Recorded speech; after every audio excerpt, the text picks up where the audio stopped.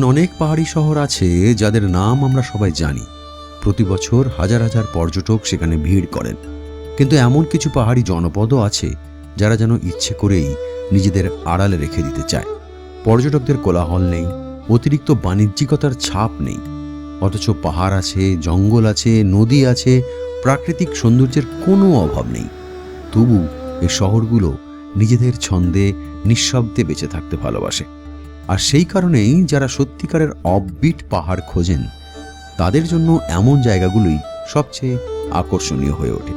যদি আপনার ভালো লাগে নদীর ধারে বসে ঘন্টার পর ঘন্টা কাটিয়ে দিতে, যদি পাহাড়ের নীরবতা আর ধীর জীবনযাপন আপনাকে টানে, আবার সেই সঙ্গে প্রয়োজনীয় নাগরিক সুবিধাও হাতের কাছেই চান, তাহলে আজকের গন্তব্য আপনার জন্য।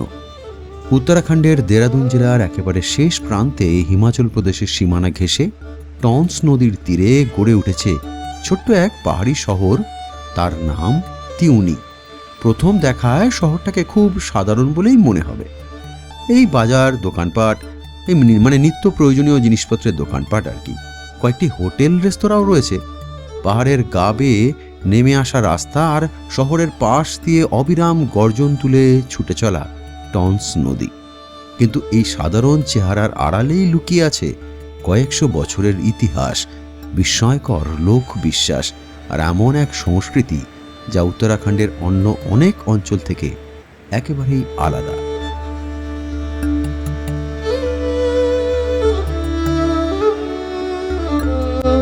তিউনি আসলে দেরাদুন জেলাতে পড়ে, কিন্তু দেরাদুন থেকে তিউনির দূরত্ব 170 কিলোমিটার। আর এই তিউনি শহরটা হচ্ছে অ্যাডমিনিস্ট্রেটিভ তহসিল আর কি। মানে এখানেই বাজার, দোকানপাট, স্কুল, কলেজ, যাবতীয় সব কিছু। এটাও কিন্তু জোনসের বাবার সেক্টরের মধ্যে পড়ে, কিন্তু এইটা তিউনি হচ্ছে বাবার সেক্টরের মধ্যে, মানে বাবার ক্ষেত্রে যেটাকে বলে। তিউনির কিন্তু গুরুত্বপূর্ণ রোল রয়েছে, তার কারণ হচ্ছে এটা একটা এগ্রিকালচারাল হাব এবং এটা একটা মার্কেট প্লেসও। এবং ট্র্যাডিশনাল যে কালচারগুলো আছে, ট্র্যাডিশনাল যে ফেস্টিভ্যালগুলো আছে, সেগুলোও কিন্তু তিউনিতেই হয়ে থাকে বিশেষ করে। কেননা এই তিউনি, এই জায়গাটাই পুরো জনজাতিভুক্ত আর কি, মানে ট্রাইবাল এরিয়া, মানে ট্রাইবাল সেক্টর বলতে যা বোঝায়। ফলে তিউনির উপর নির্ভরশীল এখানকার আশেপাশের এবং হিমাচলেরও বেশ কিছু এলাকার মানুষ। তার কারণ এখানেই বাজার, তারা বাজার, দোকানপাট সব কিছু করতে এখানেই আসেন। আমার পেছনেই টন্স নদী বয়ে যাচ্ছে, আর টন্স নদীর তীরেই কিন্তু অবস্থিত এই তিউনি শহর, যার উচ্চতা হচ্ছে 3100 ফুট। এবং এই শহরটার কিন্তু পোটেনশিয়ালিটি রয়েছে ট্যুরিজমের সেক্টরের দিক থেকে আর কি। যদিও সেভাবে এখনও ট্যুরিজম সেক্টর এখানে গ্রো করেনি, অল্প কিছু হোটেল ফোটেল রয়েছে। মূলত মহাসু দেবতাকে ঘিরেই এই সেক্টরের মানে পর্যটন কেন্দ্রের বিকাশ ঘটতে পারে। অনেক মানুষ আসেন, বাঙালিরা যদিও কম আসেন, কিন্তু অবাঙালিরা, বিশেষ করে দিল্লি, গুজরাটি, এরা কিন্তু এদিকে আসেন। কারণ মহাসু দেবতা হচ্ছে শিবেরই অবতার। তো মহাসু দেবতার মন্দির এর আগে হানৌলে আছে, মেন্দ্রাতে আছে, এবং হিমাচলেরও মানুষ এদিকে আসেন। ফলে তিউনি সবসময় একটা জমজমাট শহর। তাই আমি ভাবলাম যে তিউনিটাকেও একটু আপনাদের সামনে তুলে ধরা যাক। শুধু শহর নয়, এই যে নদীর তীর ধরে গড়ে ওঠা এই যে শহর, তার একটা অদ্ভুত বিউটি আছে। আর এই যে নদী, টন্স নদী, তার আপন ছন্দে গর্জন তুলে ছুটে চলেছে, এই সৌন্দর্য সত্যি ভোলার নয়। আমার কিন্তু তিউনি ভালো লেগেছে। ফলে আপনারা যদি কেউ পছন্দ করেন বা ভালোবাসেন এই ধরনের জায়গা এক্সপ্লোর করতে, তাহলে তিউনিতে আসতে পারেন। তিউনি আসলে শুধু একটি পাহাড়ি শহর নয়, এটি জোনসার বাওয়ার সেক্টরের বা অঞ্চলের প্রবেশদ্বার বা গেটওয়ে বলা যায়। এমন এক ভূখণ্ড যেখানে আজও মানুষ তাদের শতাব্দী প্রাচীন ঐতিহ্য, সংস্কৃতি আর জীবনধারাকে আগলে রেখেছেন। এখানে পাহাড় শুধু প্রকৃতি নয়, বিশ্বাসের প্রতীক। নদী শুধু জলস্রোত নয়, ইতিহাসের সাক্ষী। আর বন কেবল সবুজ অরণ্য নয়, স্থানীয় মানুষের জীবন, জীবিকা আর সংস্কৃতির অবিচ্ছেদ্য অঙ্গ। আজ আমরা ঘুরে দেখব সেই তিউনিকে, একটি শহর যা হয়তো পর্যটনের মানচিত্রে খুব বড় নাম নয়, কিন্তু একবার আপনি যদি সেখানে যান, তাহলে তার সৌন্দর্য আর টুকরো টুকরো গল্পগুলো অনেক দিন আপনার মনের মণিকোঠায় স্থান করে নেবে। টন্স নদীর তীরে যে হোটেলটায় আমরা উঠেছি সেটার নাম হোটেল শ্রীমোহন। হোটেলটার লোকেশান এতটাই দুর্দান্ত যে আমরা সারা রাত এই টন্স নদীর গর্জন শুনে ঘুমিয়েছি। এবার আমার ঘুমের সামনে দিয়েই বয়ে চলেছে, মানে ব্যালকনি তার নিচ দিয়ে বয়ে চলেছে টন্স নদী। এই দেখুন,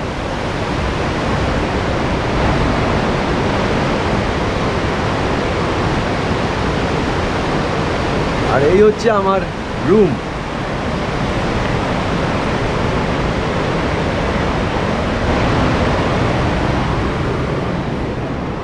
এই রুম আলো জ্বালায়নি দিনের বেলা।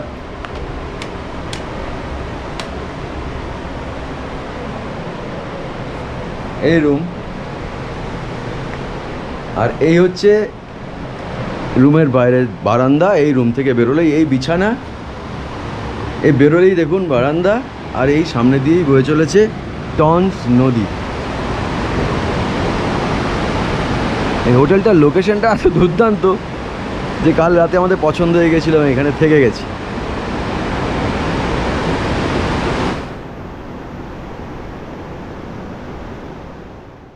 কোটিকানাসার থেকে গতকাল রাতে এসে পৌঁছেছিলাম তিউনিতে। কোটিকানাসারের প্রাকৃতিক সৌন্দর্য তো আগের পর্বে আপনাদের সামনে তুলে ধরেছি। আনপ্লাগড উত্তরাখণ্ড সিরিজের আগের পর্বগুলো যারা দেখেননি তারা দেখে নিতে পারেন। পরপর পর্বগুলো দেখলে সব তথ্য পেয়ে যাবেন। পুরো সিরিজের প্লেলিস্টের লিঙ্ক নিচের ডেসক্রিপশন বক্সে দিয়ে রেখেছি। তিউনিতে আমাদের থাকার প্ল্যান যদিও ছিল না, কিন্তু কোটিকানাসারকে আপনাদের সামনে বিস্তারিতভাবে তুলে ধরব বলে ওখানে শ্যুট করতে করতে বিকেল গড়িয়ে গিয়েছিল, তাই তিউনিতে রাত্রিবাস করতেই হলো। তবে থাকার জায়গাটা কিন্তু দুর্দান্ত পেয়েছিলাম, একদম নদীর ধারে, আর হোটেল থেকে নামলেই রাস্তা এবং বাজারহাট, দোকানপাট সব কিছু একেবারে হাতের মুঠোয়। চলুন তাহলে, পাকে চক্রে যখন তিউনিতে এসেই পড়েছি তখন এখানকার বাজারে একটু চক্কর মেরে আসি। তিউনিতে বিশাল বড় মার্কেট রয়েছে, তার কারণ এখানে তো বটেই, হিমাচলেরও বেশ কিছু এলাকার মানুষ এই তিউনির উপরই নির্ভরশীল। তারাও এই তিউনিতেই আসেন তাদের বাজার হাট সব কিছু করতে।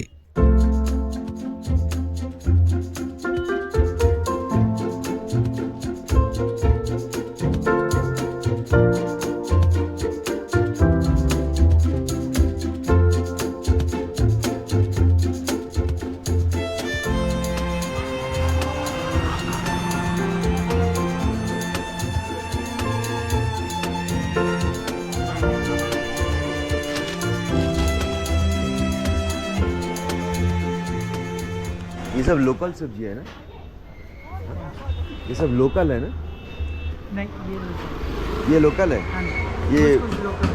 ये लोकल है। ये लोकल है और ये भी लोकल। अच्छा, ये क्या है? पालन साग, राई राई राई साग। राई अच्छा, ये राई साग, मिल गया। ये फूल गोभी यहाँ होता है ना ये फसल? हाँ, अच्छा,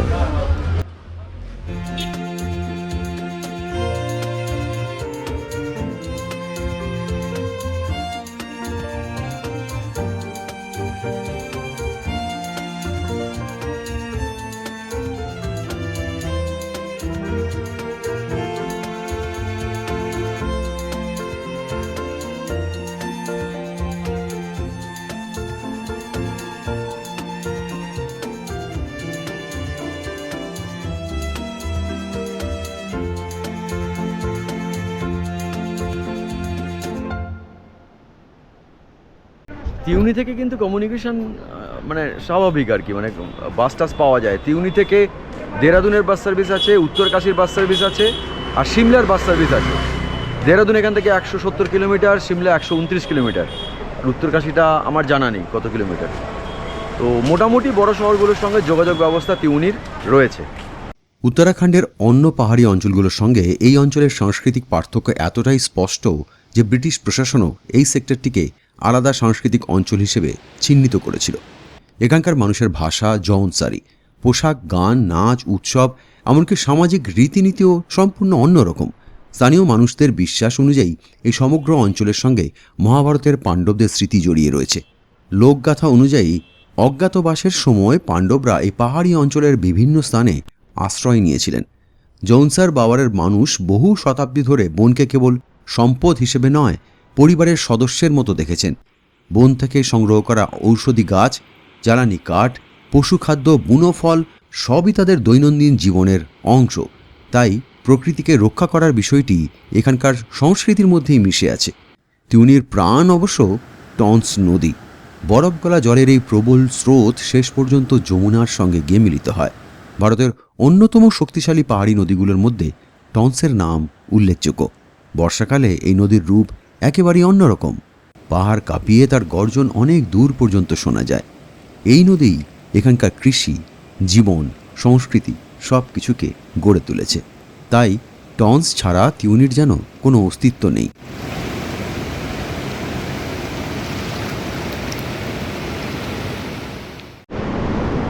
তিউনিতে এলে টন্স নদীকে দুর্দান্ত উপভোগ করতে পারবেন। আমি দাঁড়িয়ে রয়েছি একদম টন্স নদীর তীরে। এই আমার পেছনে বয়ে চলেছে টন্স নদী, আর এই আমাদের হোটেলের বারান্দা দেখা যাচ্ছে। দারুণ দারুণ। I don't know if I can find my way out.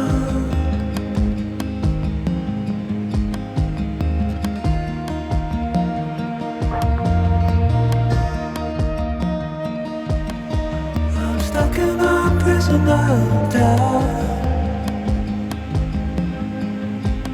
In this torsion,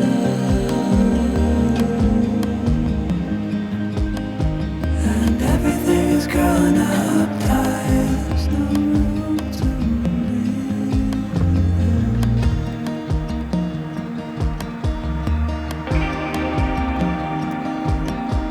and nobody is watching at night. Who wanna rise up?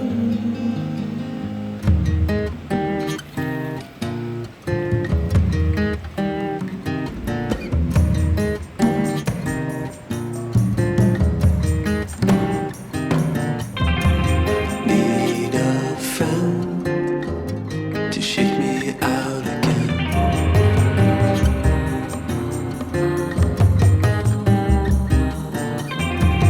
Need a friend to shake me out again.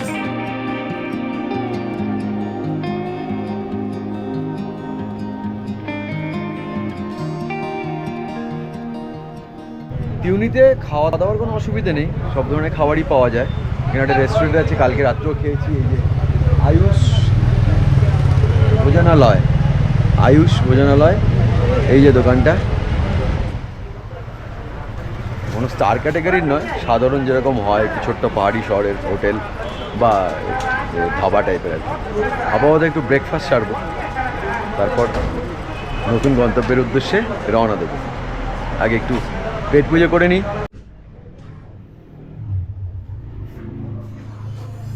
তো শুরু হলো breakfast. ব্রেকফাস্টে নিয়েছি আলু পরাঠা, ছোলে আর টক দই আর কি। কিন্তু এখানে একটা মজার ব্যাপার হচ্ছে, এই যে আলু পরাঠা খাচ্ছি এটা কিন্তু গমের ইয়ে নয়, আটা নয়, এটা ভুট্টার থেকে পেশাই করা আটা, মকাই কি আটা আর কি। মকাই কি রুটি এখানে খুব চলে। আলুর পরোটা সত্যি খুব টেস্টি হয়েছে। এগুলো ছোটো ছোটো শহরের খাবার, এখানে তো আলাদা করে প্রশংসা করার কিছু নেই, এখানে প্রমোট করার কোনো ব্যাপার নেই। পরিচ্ছন্ন ছোট্ট রেস্টুরেন্ট, কিন্তু খাবারের স্বাদ ভালো। আমি গতকাল রাতেও খেয়েছি, রাজমা খেয়েছি, খুব ভালো। একটা কুমড়োর তরকারি করেছিল, দারুণ খেতে হয়েছিল।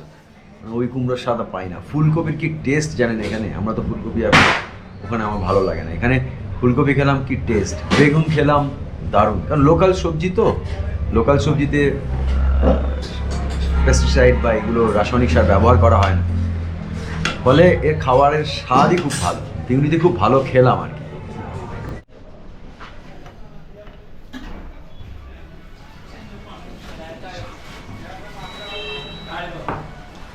ভালো একদম, বেশ ভালো টেস্টি পরোটা, বেশ ভালো টেস্টি পরোটা, আর গরম গরম সুন্দর করে প্রেজেন্ট করেছে, দারুণ এনজয় করছি। এবার একটা ইন্টারেস্টিং কাহিনী শোনাই। আমি সবসময় বলি প্রতিটা জায়গার একটা নিজস্ব গল্প আছে, আর সেই গল্পের খোঁজেই আমি ঘুরে বেড়াই। লেখক ও সাংবাদিক মানুষ, লেখাই আমার কাজ। তাই নির্দিষ্ট সেই জায়গার প্রাকৃতিক সৌন্দর্য, ইতিহাস, সংস্কৃতি এগুলোকে তুলে ধরি আমার এই চ্যানেলের মধ্যে দিয়ে। এই যে এই মুহূর্তে আপনি বয়ে চলা টন্স নদীকে দেখছেন, কি দারুণ লাগছে তাই না? কিন্তু মজার ব্যাপার কি জানেন? এই নদীকে অপবিত্র বলে মনে করেন এখানকার বাসিন্দারা। কোনো শুভ কাজে এই নদীর জল ব্যবহার করা হয় না। এর পিছনেও রয়েছে স্থানীয় লোকগাথা। और फिर इधर जो है तमाम राक्षस होते थे। फिर आगे कर्मासुर नाम का राक्षस था, तो कर्मासुर राक्षस को जब मारा उसके खून से जो नदी बही, तो ये कर्मनाशा नदी जो सामने से बहती है, ये उसके ही खून से बही, तो इस नदी को बोलते हैं अपवित्र है। अपवित्र है, इसका जो पानी है नहीं पीते कोई। कर्मासुर वो राक्षस का हाँ, कर्मासुर था वो राक्षस। कर्मासुर, कर्मासुर, हाँ जी, उसका खून से यह नदी बना, उसका खून से नदी बनी है। इसका नाम पड़ा तामस। हाँ, तामस, तामस से टॉन्स हो गया। टॉन्स हो गया जी। ये तामस नदी तामस जो से है, जो अंग्रेजों के टाइम का नाम था तामस, फिर उसको टॉन्स ये बोला तो गया। महाभारत में भी तामस नाम का उल्लेख है। हाँ, तामस नाम का राक्षस है। तामस का मतलब होता है राक्षस, परवृत्ति, राक्षस की वृत्ति। একসময় এই জায়গা শাসন করত কর্মাসুর বলে এক রাক্ষস। মহাসু দেবতারা এসে মানুষকে সেই অত্যাচারী কর্মাসুরের হাত থেকে মুক্তি দেন।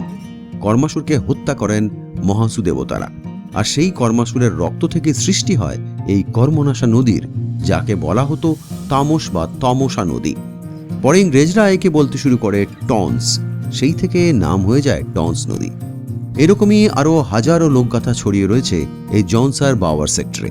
সেই সব কাহিনী ধীরে ধীরে শোনাবো আগামী দিনে। সঙ্গে থাকলে শুনতে পাবেন আপনারাও। আনপ্লাগড উত্তরাখণ্ড সিরিজের তিউনি পর্ব আজ এখানেই শেষ করছি।